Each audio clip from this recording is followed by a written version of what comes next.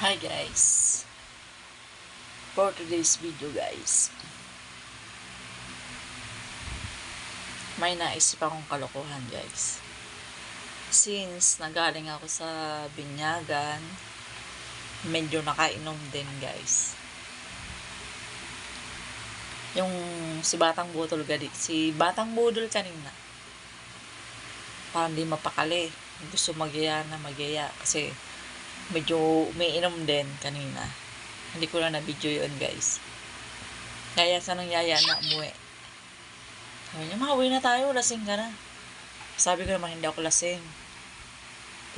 Nakain ng pangalawang bote na malapit na maubos. Biglang dumating si German. Siguro, nakita na medyo madaldal na ako, nagyaya na. Si Batang Budol naman. Alam nyo na yun, talagang parang stricta. Mauwi na tayo, lasing ka na. Sabi ko hindi pa. Ngayon nakakuha ng kakampi. Si German. Ay, siyempre, pag si German nagyaya na, sinabing uwi na. Siyempre, uwi na tayo. Ngayon, nandito na ako sa bahay. Umuwi na kami. Ngayon, nakahiga na ako dito. Si German, bumiyahe pa. Ngayon, si Batang Budol, sasama dito nasa baba. Ako lang dito sa kwarto. Ngayon, ipaprank ko sila.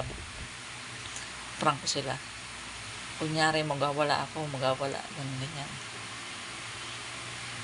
Tingnan natin kung anong reaction nila pag ako nagawala na.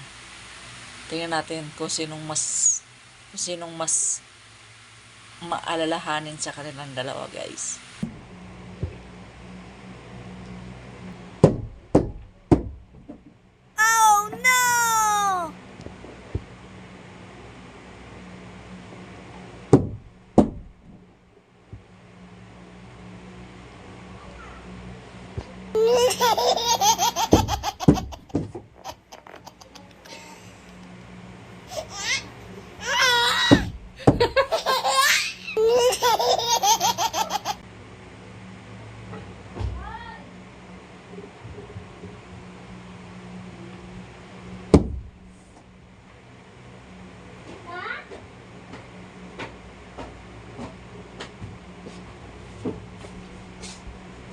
Bakit?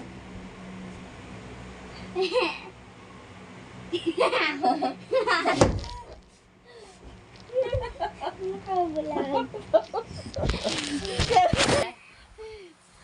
Huli. Lasing na. At! Sige ako! Diyan nandito. Makakalabog ka eh. Hindi. Dalawa pa silang umakyat, guys. Mga anak ko talaga kahit mga maldita yung matitigas ang ulo pagdating sa akin.